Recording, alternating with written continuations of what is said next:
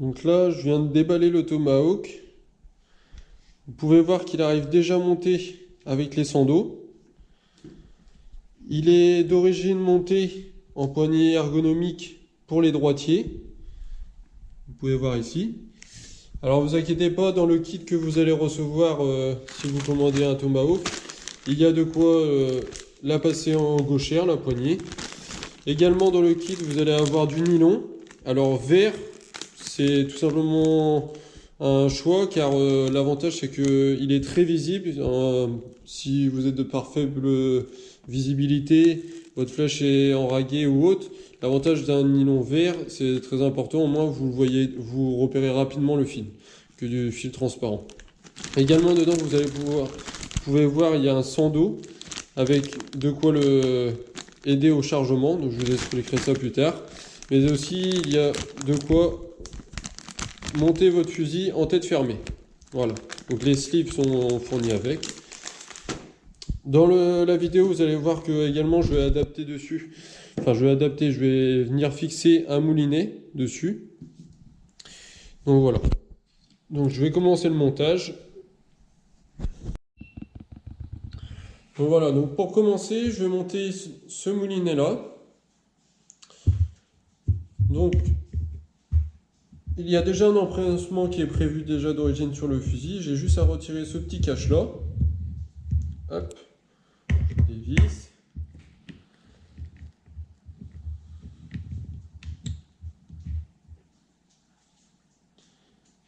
Hop.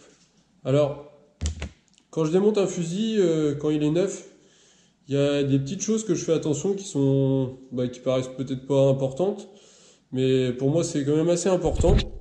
Je sais pas si vous allez voir en fait, là vous voyez d'origine, en fait tous les filetages, tous l'inox dessus, en fait est graissé.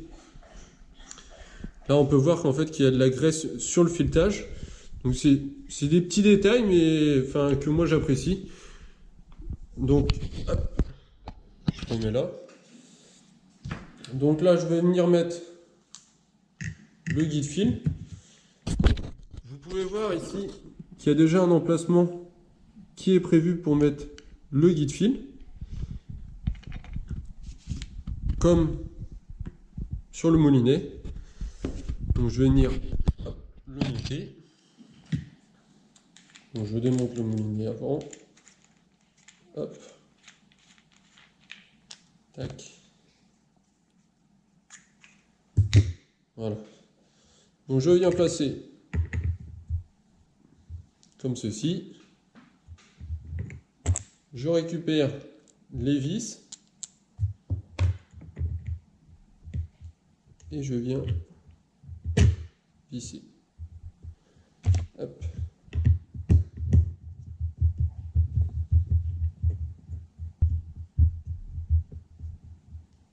Hop. Donc voilà comme ceci. Je viens positionner mon moulinet dessus. Hop. Je mets ma visserie.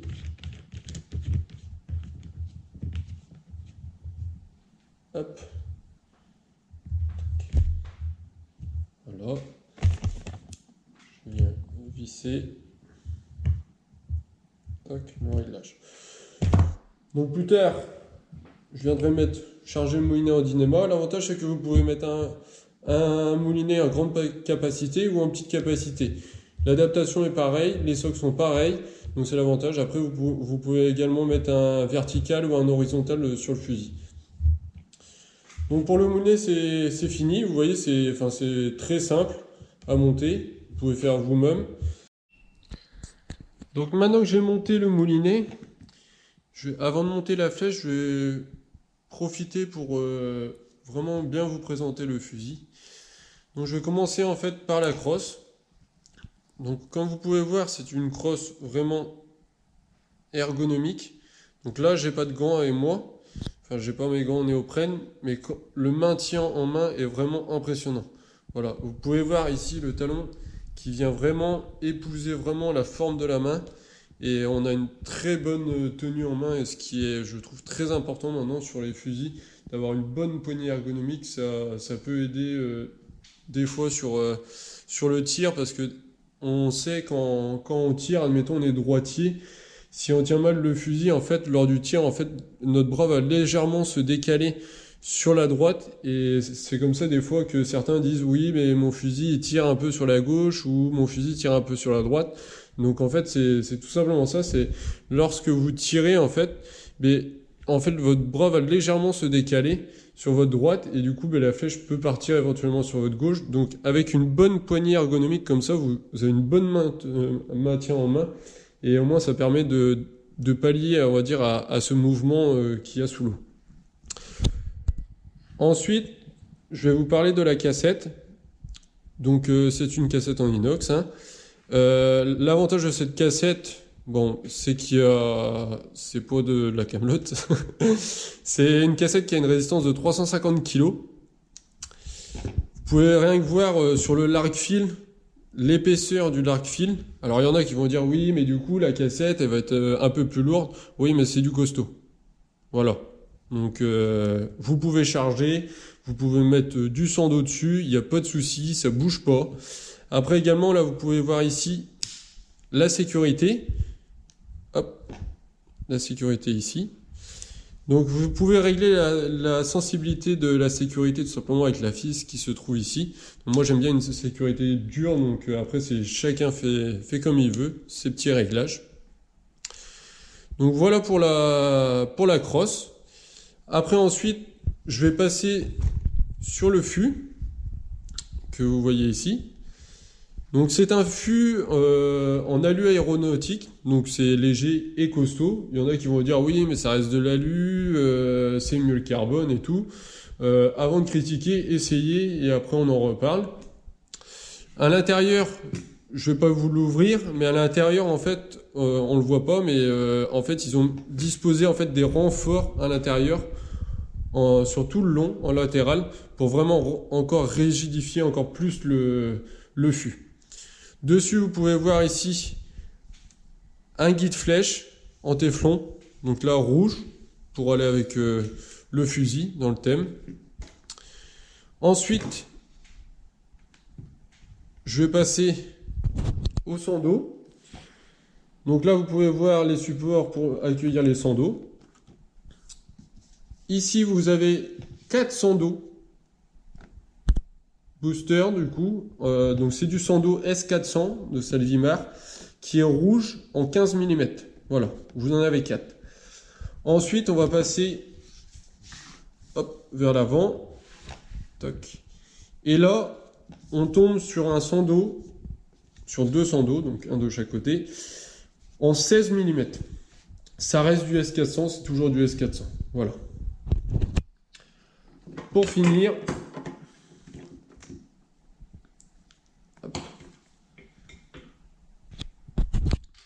on arrive sur la tête roller. Donc, comme vous pouvez le voir ici, c'est une tête roller qui épouse bien vraiment la forme du fût. Donc, rouge. Je vous montrerai après ensuite comment, une fois que la flèche est dessus, avec le nylon et tout, comment on vient passer en tête ouverte, donc passer le fil. Donc je vais vous montrer là pour vous montrer vraiment comment elle est bien finie la tête. Vous pouvez voir ici en fait, on passera tout à l'heure, je passerai tout à l'heure en fait le nylon ici. Donc c'est vraiment pour que ce soit vraiment aérodynamique, on va dire dans l'eau. En fait le nylon va venir vraiment au ras, dû aux petites encoches et je trouve ça un travail très minutieux qui a été fait dessus. Après toujours pour écarter le fil, voilà, en sachant que ce sera quand ce sera chargé. Et voilà. Pour finir, je vais vous parler de la flèche. Hop, je vais poser ça ici. Tac.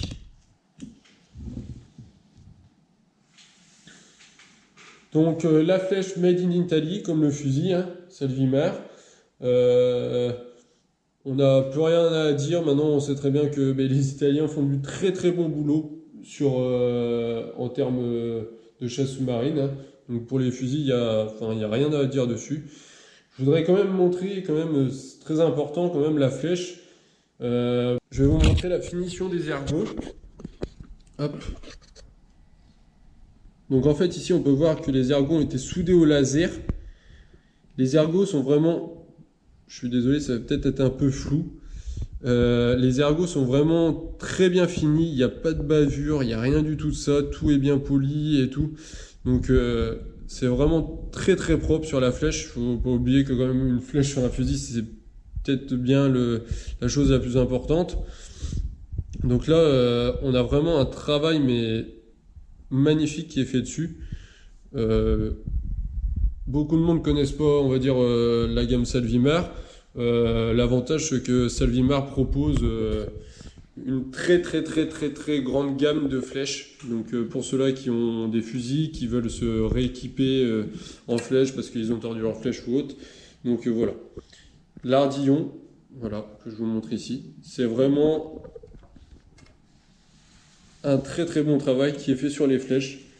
Donc si vous voulez vous équiper de nouvelles flèches, n'hésitez pas à venir à essayer les flèches Salvimar, vous ne serez vraiment pas déçus. Donc maintenant je vais passer au montage de la flèche avec le nylon. Donc je vais venir présenter la flèche sur le fût.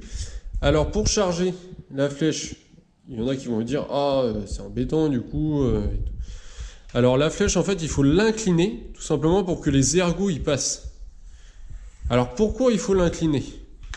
Parce qu'il y en a qui disent que genre les têtes roller, il y en a qui sont mal faites et tout. Il y a eu une vraie étude qui a été faite dessus. Donc là en fait je vais vous montrer tout simplement pourquoi il faut l'incliner. Car en fait lors du tir, la flèche donc part, que je vous explique, hop, donc elle part. Et en fait, si le stopper qui se trouve ici est trop haut,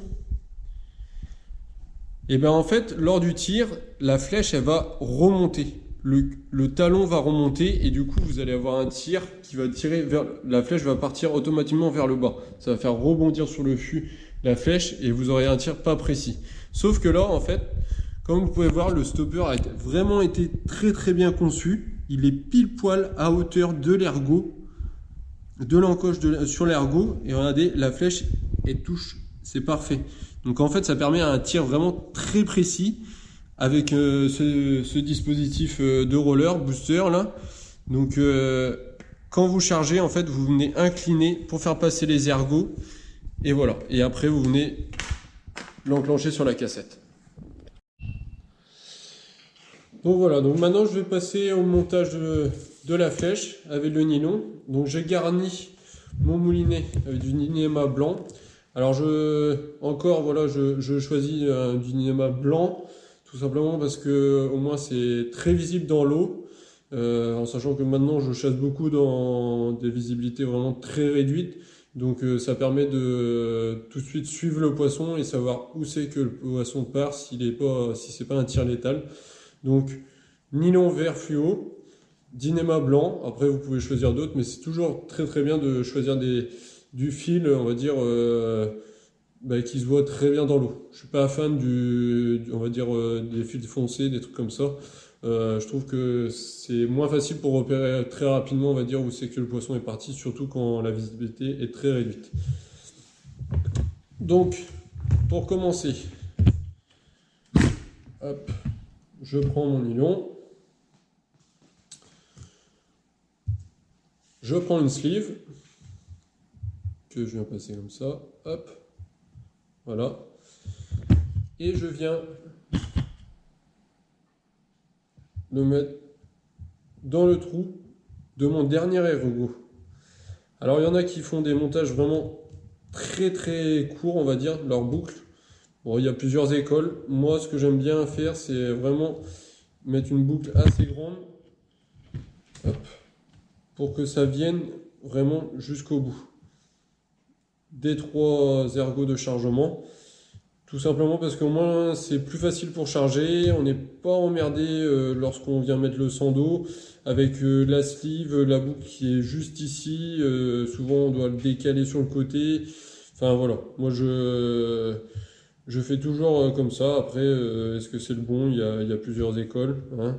Donc moi je fais un montage comme ça. Donc je viens, hop, mesurer, hop, je fais comme ceci. Je retire la flèche, je marque mon emplacement. Et là, comme vous pouvez voir, la boucle vient derrière. Et en fait, c'est également pour ça que je fais une grande boucle. Au moins la flèche est libre. Voilà. Ça évite qu'elle soit coincée, que quand un poisson fait un rush, on va dire que ça part. Voilà, le dynéma pourrait éventuellement peut-être s'user sur certaines flèches qui ne sont pas bavurées, on va dire, qui ne sont pas très très bien bavurées. Donc moi je fais une boucle et comme ça au moins, voilà, c'est lâche et tout. Hop, je viens replacer. Je viens sertir. La flèche, hop, c'est plus simple.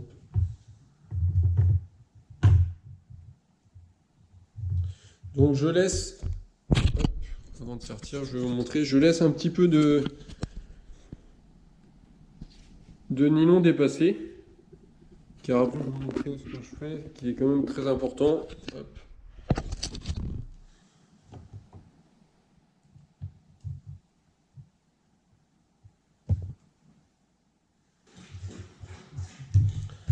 Donc voilà, donc j'ai serti, mon fil est bien bloqué, et pour finir, je prends un briquet, je vais rapprocher un petit peu, hop, comme ceci, et je vais venir brûler la petite extrémité qui reste. Je cherche à faire une belle boule, on va dire, hop.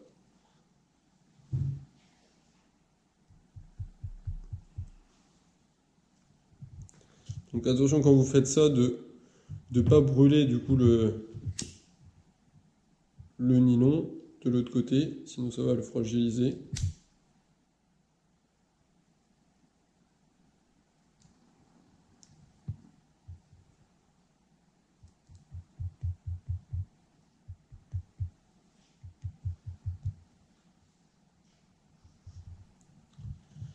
Donc voilà, là c'est terminé.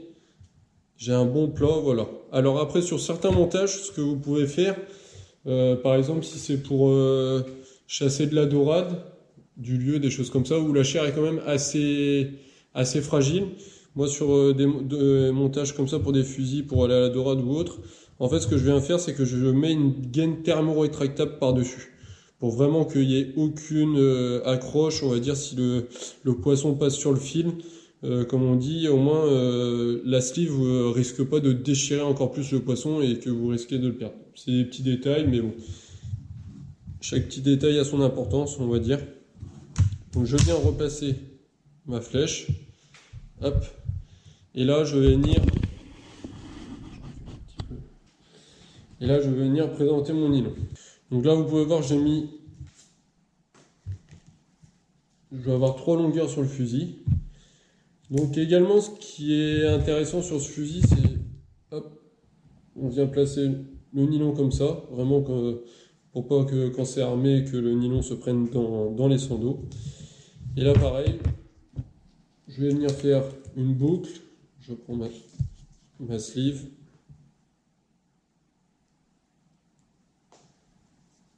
Hop, et je vais venir choisir ma longueur. Donc, on est en train de mouliner ici.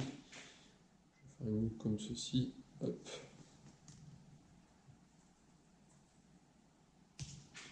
Donc là par contre, là je fais une petite boucle. Parce qu'il n'y a pas d'importance de faire une grande, il n'y a pas grand intérêt on va dire.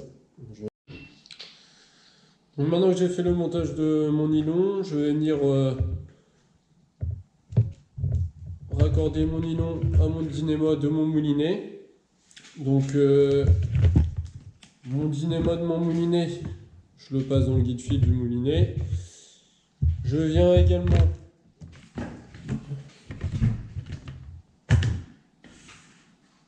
le passer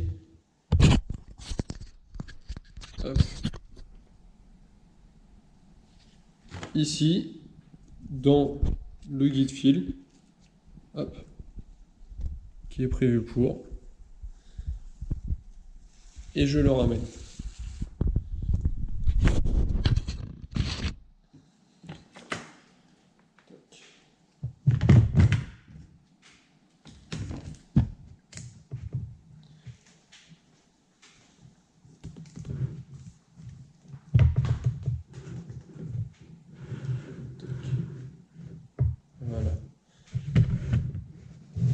et je viens faire un nœud tout simplement. Voilà, petit nœud de chaise. Alors moi je mets pas d'agrafe, je mets jamais d'agrafe tout simplement parce que je trouve que dans le courant ça fait extrêmement du bruit quand l'agrafe elle tape contre le fût. Donc au niveau de discrétion c'est pas super. Pour ce fusil-là, je mets pas d'amortisseur parce que je mets de la longueur, parce que pour le poisson que je vais rechercher avec, je préfère mettre de la longueur et après jouer avec le moulinet, car l'amortisseur fragiliserait mon montage, on va dire. Pour après les œufs de montage, je mets un amortisseur en général pour éviter un coup de bélier au niveau du nylon et de la flèche. Des fois ça peut casser si vous mettez du nylon un peu faible, on va dire, en résistance, ou que votre flèche est mal ébasurée tout simplement. Donc voilà. Hop.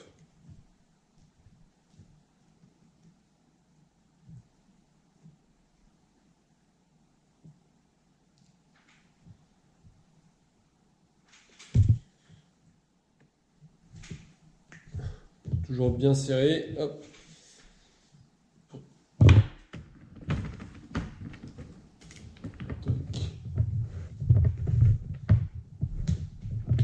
Et voilà. Donc voilà, mon fusil est terminé.